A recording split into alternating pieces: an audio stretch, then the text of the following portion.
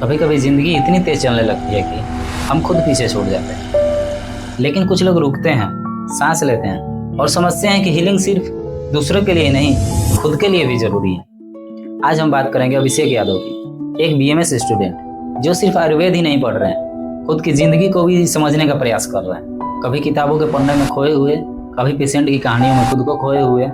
अभिषेक की journey remind कराती है कि हर इंसान हीलर बन सकता है, बस उसके अंदर सुनने की क्षमता होनी चाहिए। अभिषेक, वेलकम टू द शो। बहुत बहुत धन्यवाद सूर्यांश भाई, जो आपने हमको यहाँ तक बुलाया और आपके दर्शकों को और सभी बिहार वासियों, भारतवासियों को छठ पूजा की हार्दिक शुभकामनाएं। आप सभी को हार्दिक शुभकामनाएं। शुरू करते हैं सबसे एक बेसिक सवाल से। जी बिल्कुल। लोग बीएमएस को नाम से जानते हैं, वो जानना चाहते हैं कि आखिर बीएमएस है क्या, जरा बताइए। देखिए, सबसे पहले तो BAMS का मतलब समझना होगा। जी। BAMS का मतलब होता है bachelor of Ayurvedic medicine and surgery, जिसमें आयुर्वेद के साथ साथ एलोपैथ की भी पढ़ाई होती है। BAMS 5.5 साल का कोर्स होता है। जी जी। जिसमें थर्ड ईयर से ही 3 प्रोप वाइज होता है। प्रोप वाइज फर्स्ट प्रोप जो 18 महीने के यानी 3 प्रोप में पूरे BAMS खत्म होते हैं। अच्छा। जिसमें फाइनल प्रोप से क्लिनिकल ड्यूटी लगती है और लास्ट में जब 4.5 साल कंप्लीट हो जाते हैं तो 1 साल का प्योर क्लिनिकल प्रैक्टिस लगती है।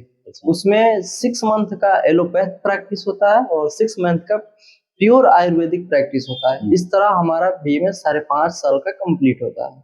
बीएमएस वाले भी एलोपैथ प्रैक्टिस करते हैं? जी बिल्कुल। जब हम BAMS की पढ़ाई करते हैं तो एनाटॉमी, फिजियोलॉजी, पैथोलॉजी जैसे सब्जेक्ट जो MBBS में पढ़ाई होता है और BAMS में भी पढ़ाई होता है, तो ऑब्वियस सी बात है जब हम पढ़ रहे हैं मॉडर्न तो प्रैक्टिस भी मॉडर्न करेंगे।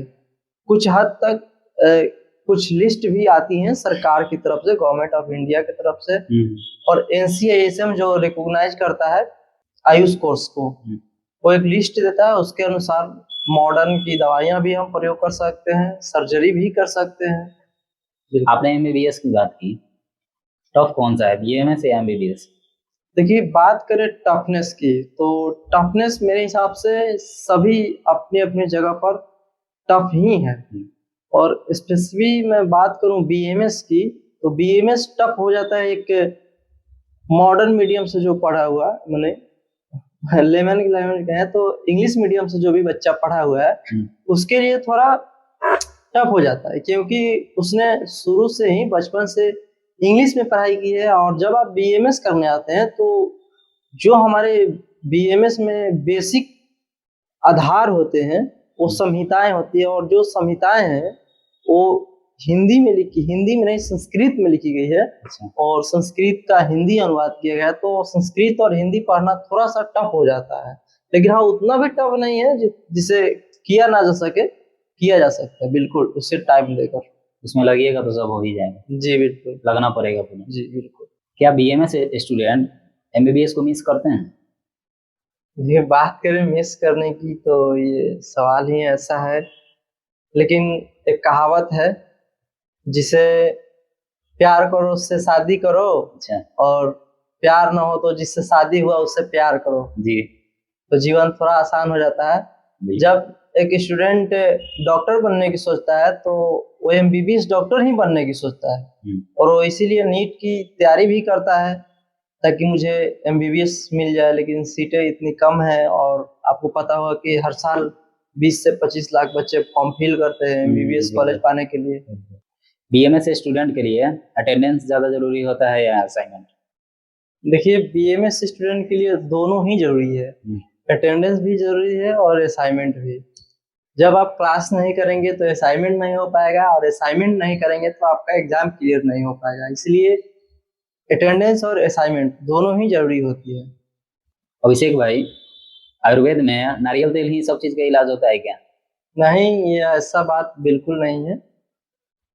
नारियल तेल कुछ हद तक यूज होता है, लगभग 50-60% नारियल तेल यूज होता है, क्योंकि नारियल तेल आयुर्वेदिक है और स्मूथनेस प्रोवाइड करता है। बालों के लिए भी स्मूथनेस प्रोवाइड करता है और शरीर में भी स्मूथनेस प्रोवाइड करता है। इसलिए नारियल तेल एक इम्पोर्टेंट रोल प्ले करता है। एक बात बताइए, एग्जाम टाइम आयुर्वेद दवा सबसे ज्यादा जरूरी कौन सा होता है, याददाश्त वाली या नींद भगाने वाली? देखिए ये बिल्कुल ऐसा कोई प्रकार का बात नहीं है, ऐसा कुछ है नहीं कि एग्जाम टाइम नींद भगाने के लिए कोई दवा लें या याददाश्त बढ़ाने के लिए कोई दवा लें।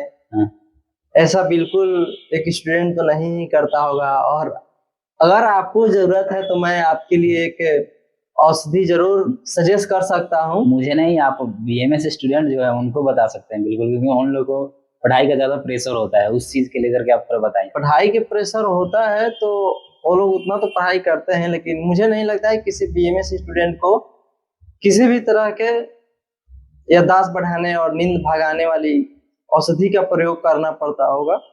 लेकिन यदि किसी को जरूरत है तो आयुर्वेद में औषधियां हैं, जैसे शंख पुष्प या ब्राह्मणी नामक औषधि है जो बुद्धिवर्धक और मेधावर्धक भी है, और इससे याददाश्त भी आता है। तो ये औषधि प्रयोग कर सकते हैं बिल्कुल। आपने कभी इस चीज का प्रयोग किया? ऐसा तो मैंने कभी कुछ किया नहीं, क्योंकि एग्जाम के लिए औषध की जरूरत नहीं, रिवीजन की जरूरत होती है। बिल्कुल बिल्कुल। आप जब तक रिवीजन करके नहीं जाएंगे एग्जाम में, कितनी भी औषध खा लीजिए, दवा खा लीजिए, मुझे नहीं लगता कि कोई असर होने वाला है इसका। किसी भी एग्जाम के लिए सबसे ज्यादा है आपका प्रैक्टिस और रिवीजन। बिल्कुल, किसी भी एग्जाम के लिए आप जितना प्रैक्टिस करेंगे, जितना रिवीजन करेंगे, उतने अच्छा परफॉर्म कर पाएंगे। आपके कॉलेज की सबसे आइकॉनिक चीज क्या है? अटेंडेंस, कैंटीन या टीचर? देखिए तीनों चीजें ही बहुत एक स्टूडेंट के लिए, उसमें बैचलर स्टूडेंट के लिए बहुत इम्पोर्टेंट है। बात करें कैंटीन की तो कैंटीन में तो मजा तब आता है जब आप उसमें कुछ खाएं और आपका पेमेंट आप ना करके आपके सीनियर करते हैं, तो उसमें बहुत मजा आता है। उस बात को बताते हुए अपने दोस्तों के साथ कि भाई मैंने ये खाया और बॉस ने पेमेंट कर दी। आप लोगों ने कभी अपने सीनियर का पेमेंट किया? देखिए सीनियर का पेमेंट करना होता नहीं है, क्योंकि जूनियर पेमेंट नहीं करता सीनियर का। कॉलेज मेडिकल लाइफ में एक ऐसा बात है जो मुझे बहुत अच्छा लगता है। और बात करें टीचर की, टीचर का अपना अलग ही स्वैग होता है, हर टीचर की अपनी अलग पर्सनालिटी होती है, अलग पढ़ाने का एक तरीका होता है। कई टीचर तो ऐसे होते हैं उनकी वजह से ना चाहते हुए भी कॉलेज अटेंड करना पड़ता है, क्लासरूम में जाना पड़ता है जी। और टीचर के पढ़ाने का एक मजा ही कुछ और आता है जब टीचर से पढ़िएगा और बातें समझ में आए, और खास तौर पर वैसी बातें जिसकी आप कल्पना नहीं कर सकते हैं। आयुर्वेद में जैसे पदार्थ विज्ञान ऐसा सब्जेक्ट है जिसमें मन, आत्मा, चिंता जैसी बातें हैं, और उस बातें को समझने के लिए एक अच्छे टीचर की आवश्यकता पड़ती है। बात करें अटेंडेंस की तो अटेंडेंस तो कंपलसरी है ही, और 75% सभी स्टूडेंट को अटेंडेंस देना ही पड़ता है, एक मेडिकल स्टूडेंट है तो। 75 से कम होता है तो फिर उसके बाद हो सकता है आपको एग्जाम में ना बैठने दिया जाए, आपकी फाइन भरना पड़ जाए आपको। फाइन भी एक्स्ट्रा लगा देते हैं कॉलेज जी, अगर अटेंडेंस कम हुई तो फाइन तो कंपलसरी है, लगेगा ही लगेगा। अच्छा, जब आप कॉलेज से घर जाते हैं तो कभी रिश्तेदारों ने बोला आपको कि क्या अभिषेक डॉक्टर बन गए क्या? देखिए सबको लगता है कि यदि आप एडमिशन हो गया तो डॉक्टर बन गए, लेकिन ऐसा नहीं होता है। केवल एडमिशन हो जाने से कोई स्टूडेंट डॉक्टर नहीं बनता है, क्योंकि डॉक्टर जो बीएमएस कोर्स है वो खुद 5.5 साल का कोर्स है। अच्छा, यदि आप चाहेंगे कि साल भर में पढ़ के डॉक्टर बन जाए तो उससे कुछ होता नहीं है, जब पॉसिबल ही नहीं है। 5.5 साल जब आप समय व्यतीत करते हैं तो आप एक वेल डॉक्टर बन जाएंगे। अच्छा। इस बात की गारंटी। एक चीज जो आप हर फर्स्ट ईयर स्टूडेंट को बताना चाहेंगे कि भाई ये मत करो? देखिए मैं अगर अपनी अनुभव से बताऊं तो यदि कोई बीएमएस स्टूडेंट है और फर्स्ट ईयर में है तो सबसे पहले उसे क्लास रेगुलर अटेंड करना पड़ेगा। किसी दिन बंक मार दिए तो सबसे बड़ी गलती होगी किसी भी स्टूडेंट के लिए। अच्छा, क्योंकि जब समय आगे चला जाएगा और मेन एग्जाम, प्रोफेशनल एग्जाम नजदीक आएंगे और सिलेबस समझ में नहीं आएगा, उस समय बहुत स्ट्रेस होती है बच्चों की। अच्छा, क्योंकि इतना वास्ट सिलेबस है, जब समय के साथ आप नहीं पढ़ेंगे, सोचेंगे कि मैं कोचिंग से पढ़ लूंगा, वो कर लूंगा, ऐसे कर लूंगा, तो ऐसा कुछ होता नहीं है। आप पास होने के लिए हो सकते हैं, लेकिन जो स्पेसिफिक नॉलेज है वो एक टीचर ही दे सकता है। बिल्कुल क्योंकि आप जो अभी पढ़ रहे हैं वो टीचर 5 साल, 10 साल, 15 पढ़ साल चुका है। इतना अनुभवी टीचर पढ़ाते हैं। तो वाकई कॉलेज अटेंड करना बहुत जरूरी है, और कॉलेज अटेंड करना चाहिए सभी स्टूडेंट को। स्ट्रेस होने का कारण तो सबसे पहला रीजन जो होता है वो तो बैकलॉग ही होता है। बैकलॉग होता है, और कम पढ़ने का एक नतीजा भी कह सकते हैं। और जब ऑब्वियस सी बात है, जब आप प्रोफेशनल एग्जाम जो होते हैं उसको आप क्लियर नहीं कर पाएंगे तो बैक लग जाती है, और बैक लगने पर फिर 6 महीना बाद एग्जाम होंगे, फिर से आपको वही सब्जेक्ट रिपीट करके पढ़ना होगा। तो ऑब्वियस सी बात है, स्ट्रेस इससे तो ज्यादा नहीं होगा कि किसी स्टूडेंट की बैक लग जाए, यानी 5.5 साल की कोर्स सीधे 6 साल की हो जाए। तो इससे दुर्भाग्य किसी स्टूडेंट के लिए नहीं हो सकता है। ऐसा भी होता है कि आप लोगों का कि जो कि 5.5 साल का कोर्स है वो 6 साल 7 साल में ही पूरा होता है। ऑब्वियस सी बात है, जब स्टूडेंट कोई पढ़ेगा नहीं तो उसके बैक आएंगे, और बैक क्लियर करने में समय लगेगा। तो ये तो ऐसा होता ही है, जब आप नहीं पढ़ेंगे तो ऐसा होगा। लेकिन जरूरी नहीं है कि सभी स्टूडेंट के साथ हो, जो पढ़ते हैं उनका एकदम टाइम पे क्लियर हो जाता है। अच्छा, बीएमएस स्टूडेंट की फेवरेट जड़ी बूटी कौन सी है? तो ये बात करें, अगर बीएमएस स्टूडेंट, हर सनातनी के घर में पाया जाता है तुलसी। अब तुलसी एक ऐसा पेड़ है, और पेड़ कह सकते हैं, औषधि का, जिनकी हम पूजा भी करते हैं, और माता के नाम से तुलसी माता की पूजा भी करते हैं, और उसे औषध के रूप में प्रयोग भी करते हैं। तुलसी एक ऐसा औषध है जिसे हम शुरू से ही उसे प्रयोग में लाते हैं। आपको भी याद होगा, जब आपको बचपन में सर्दी खांसी होती होगी, तो आपकी दादी माँ चाय में ऐसे तुलसी की पत्ता खिलाती होंगी। तो उससे काफी बेहतरीन तुलसी का पेड़ है, या औषध कह सकते हैं उसे। क्या कभी खुद पर आपने आयुर्वेदिक प्रयोग किया? हाँ, बहुत बार प्रयोग किया, आयुर्वेदिक मेडिसिन ली, और विधकर्म भी होते हैं आयुर्वेद में। जैसे किसी का हेयर फॉल हो रहा है, हेयर लॉस हो रहा है, तो उसके लिए एक आयुर्वेद में विधकर्म होता है। सच में हेयर फॉल का कोई आयुर्वेदिक में स्पेसिफिक मेडिसिन है क्या? जी बिल्कुल है, आयुर्वेद में बहुत अच्छा ये काम करता है। हेयर अगर फॉल हो रहे हैं, डैंड्रफ है, तो आयुर्वेद में एक विधकर्म नाम का एक चिकित्सा किया जाता है, जिसमें आपको सिर में नीडल से चुभोया जाता है, और ये समय पर चिकित्सक के अनुसार आयुर्वेदाचार्य जो करते हैं वो समय समय पर करते हैं, और ये जो आयुर्वेदिक बेहतरीन रिजल्ट होता है। ये जो आयुर्वेदिक तेल वगैरह बेचते हैं, इससे क्या सच में बेनिफिट होता है हेयर फॉल कम करने के लिए? देखिए, जो आयुर्वेदिक प्रोडक्ट आपको समझना होगा कि बेच कौन रहा है। क्या एक प्रोफेशनल बेच रहा है, क्या एक नॉन प्रोफेशनल बेच रहा है आयुर्वेद का टैग लगा के? अभी मार्केट में क्या हुआ है कि बहुत सारे ऐसे ब्रांड आ गए हैं जो जिनको ना तो आयुर्वेद की असमझ है, और ना ही कुछ उनकी आयुर्वेद के बारे में समझ है। केवल आयुर्वेद के नाम पर धड़ल्ले से मार्केटिंग उनका चल रहा है, और आयुर्वेद का उससे कुछ लेना देना नहीं है। इसलिए आयुर्वेद के प्रति थोड़ा लोगों का विश्वास भी कम हो रहा है। लेकिन आप जब भी आयुर्वेद को यूज करें तो एक आयुर्वेदाचार्य से मिले, एक अच्छा आयुर्वेद के डॉक्टर से मिले, सलाह लें, गाइडेंस में ही किसी प्रकार का तेल औषध का सेवन करें। चाय वर्सेस कॉफी, कौन जीतता है एग्जाम से समय? देखिए, मैं तो एक आयुर्वेद स्टूडेंट होने के नाम काढ़ा बोलूंगा। अच्छा, काढ़ा जो शरीर को एक अलग एनर्जी लेवल प्रदान करती है। अच्छा, पीने का इसका कुछ अलग ही, तीखा तो लगता है लेकिन उतना ही बेहतरीन होता है शरीर के लिए। आपकी पसंद क्या है, चाय या काढ़ा? काढ़ा, जो तीखा तो है लेकिन उतना ही बेहतरीन है। बीएमएस ज्वाइन करने के बाद ही कि उससे पहले भी था? उससे पहले आप देखिए, क्या होती है कि जब आप किसी कोर्स में जाते हैं तो उसकी डीप नॉलेज पता चलती है।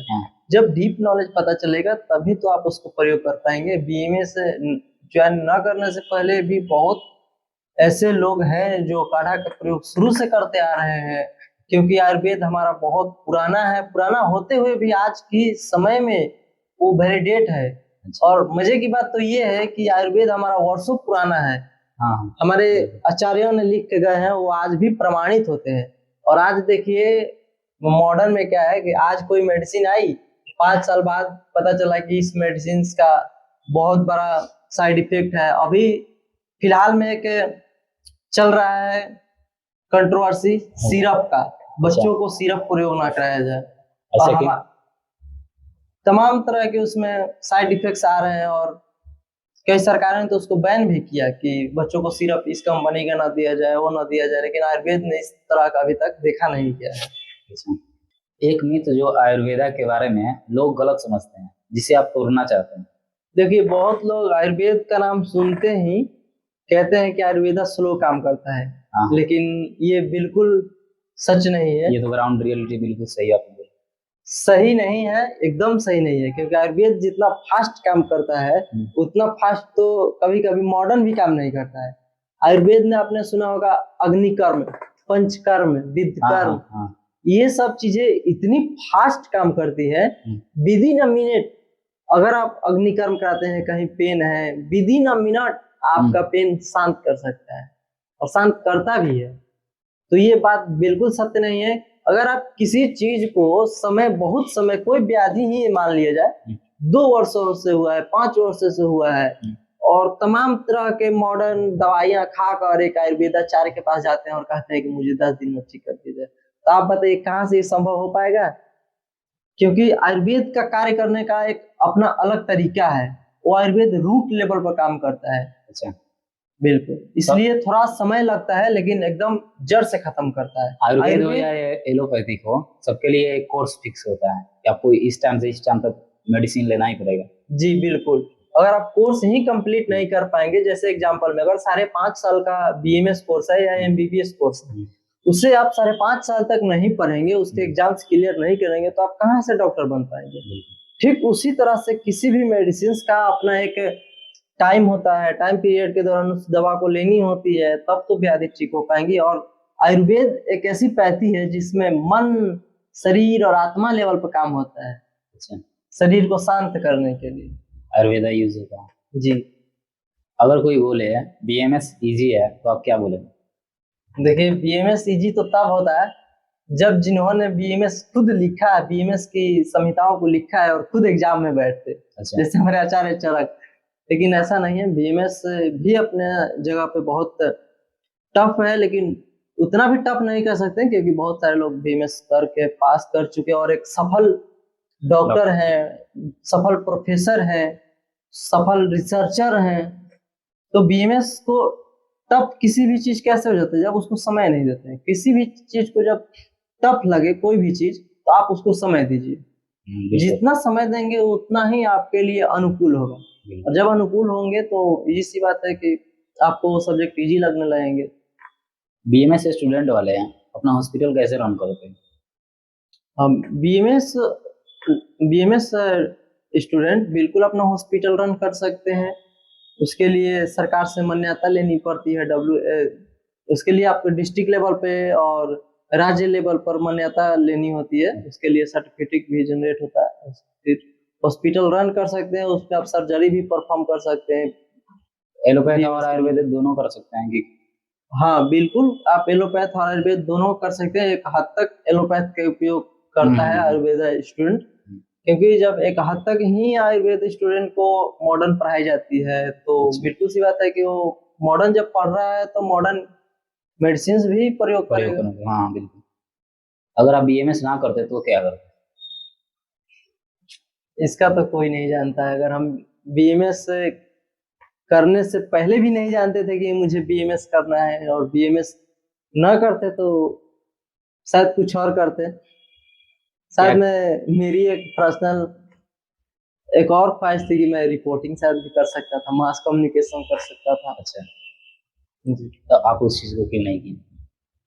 क्योंकि प्राथमिकता कुछ और है, तो उसको मैंने दिया, और वो लकीली मिल भी गया। मुझे डॉक्टर बनना था और मैं उस रास्ते पे चल दिया हूँ, तो अब उस रास्ते को पूरा करके ही रहूंगा। एक चीज जो आपको बीएमएस ने सिखाई जो किताबों में नहीं था? पेशेंस। अच्छा। जब कोई बात समझ में ना आए तो उसके लिए थोड़ा धैर्य रखिए, थोड़ा सोचिए, थोड़ा विचारिए, लोगों से बात करिए उसके बारे में।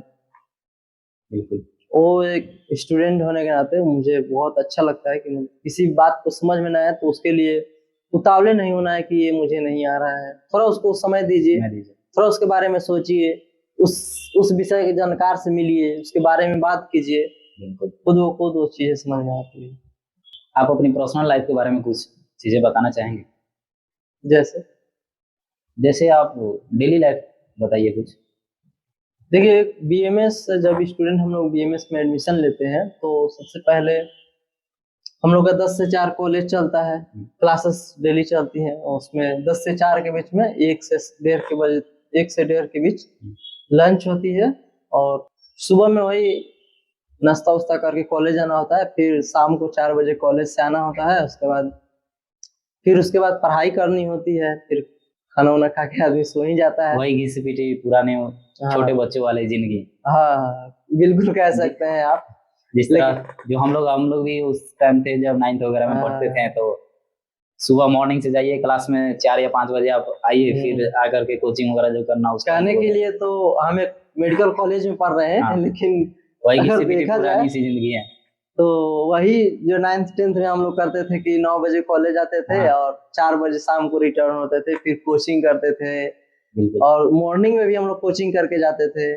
हाँ। तब ठीक वैसा ही समझ सकते हैं कि हम लोग कॉलेज जाने से भी पहले पढ़ते हैं, फिर कॉलेज आने के बाद उस होमवर्क को पूरा करते हैं, तब हो पाता है। कुछ बदला नहीं है, सब सेम वही चीज है, केवल जो बदला है एजुकेशन का लेवल बदला हुआ है। एजुकेशन का लेवल बदला हुआ है, टाइमिंग कहें तो वैसे ही है। एक स्कूल जैसा लगता है कि मैं स्कूल जा रहा हूँ, लेकिन मजा आता है जब नए नए चीजों को आप पढ़ते हैं, बॉडी को देखते हैं, डाइसेक्शन करते हैं, तो अच्छा लगता है।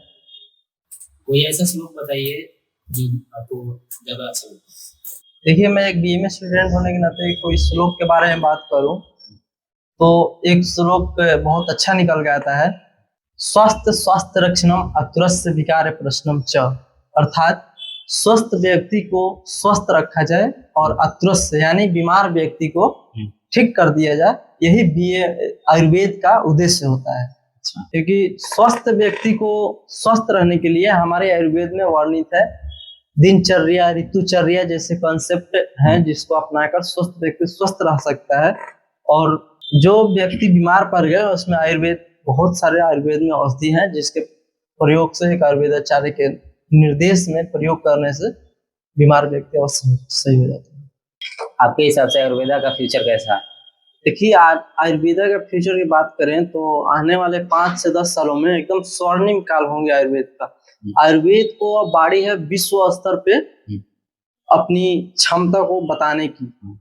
विश्व स्तर पे आयुर्वेद को अब अपनी बात रखने की अब बारी है। अच्छा। अब आयुर्वेद एकदम प्रोग्रेस में है, प्रोग्रेसिव नेचर में है। 5 से 10 साल में एकदम आयुर्वेद का स्वर्णिम काल रहेगा। अच्छा। क्योंकि हर एक आदमी जो एजुकेटेड है, आयुर्वेद के बारे में कुछ भी जानता है, वो आयुर्वेद का ही प्रिस्क्रिप्शन लेने में विश्वास रखता है। अब आयुर्वेद का ऐसा बात नहीं है कि कोई लोग जान नहीं रहा, बहुत लोग जान रहे हैं और बहुत सारे लोग आयुर्वेद का इलाज भी लेते हैं और उनको रिजल्ट भी मिलता है और बहुत सारे लोग ठीक भी होते हैं। एक आयुर्वेदिक ट्रीटमेंट बताइए जो हर स्टूडेंट को ट्राई करना चाहिए। देखिए आयुर्वेदिक ट्रीटमेंट की बात करूँ तो अगर स्टूडेंट है और कोई बीमारी नहीं है उनको, तो हर स्टूडेंट क्या, हर एक व्यक्ति को कम से कम दिन में आधे घंटा उनको व्यायाम करना चाहिए, प्राणायाम करना चाहिए, सूर्य नमस्कार करना चाहिए। किसी भी योग को कम से कम दिन में आधे घंटा जरूर करें, जिससे शरीर हमारा स्वस्थ रहेगा। पहले के लोग क्यों स्वस्थ रहते थे, बीमार क्यों नहीं पड़ते थे? क्योंकि पहले के लोग परिश्रम करते थे, मेहनत करते थे। अब इतना हाई लाइफ स्टाइल स्टैंडर्ड हो गया है कि लोग ना व्यायाम कर रहे हैं, ना कुछ कर रहे हैं, ना काम कर रहे हैं, एकदम दिन भर सोए हैं, रील स्क्रॉल कर रहे हैं, जिससे तमाम व्याधियां उत्पन्न हो रही है। इससे निपटने के लिए आपको अपने शरीर के लिए कम से कम डेली आधा घंटा 1 घंटा अपने समय अनुसार, अपने इच्छा अनुसार सभी को देना चाहिए और व्यायाम एक्सरसाइज करना चाहिए, बिल्कुल करना चाहिए। क्या आप खुद पर भरोसा करते हैं या ट्रीटमेंट पर? देखिए एक पेशेंट होगा तो उसको दोनों पे भरोसा करना होगा, एक चिकित्सक पर भी और उसके खुद पर भी, कि ये मैं दवा ले रहा हूँ तो बिल्कुल ही स्वस्थ हो जाऊंगा और ये जो चिकित्सक मुझे दवा दे रहा है बिल्कुल अच्छा दवा दे रहा होगा, उस व्याधि के योग्य दवा दे रहा होगा, तभी आप किसी भी व्याधि को खत्म कर सकते हैं। मैं समझता हूँ कि ट्रीटमेंट से ज्यादा खुद पर भरोसा रखना चाहिए।